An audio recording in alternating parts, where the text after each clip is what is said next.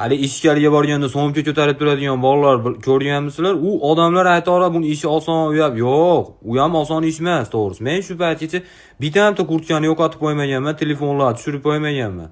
U qo'qar ekan deb aytsa, yo'q, men prosta toqatim yo'q, yozuvchi-zuvchi, umuman urushpa yozuvchi-zuv kelgan. Hali bor, melizonada bir 12 ta xonaga kir. Pocherkim unik. Shuning uchun bunday radio bitta so'zsa ham oldimda bunday qarayman, eng baquvvatini ko'rib turib, "Sen mo vujudi iqbolinga minasa deb so'xtida, sen bu yaralish tarixingga nimadir dedi-da", shu deb turaveraman to'g'risi.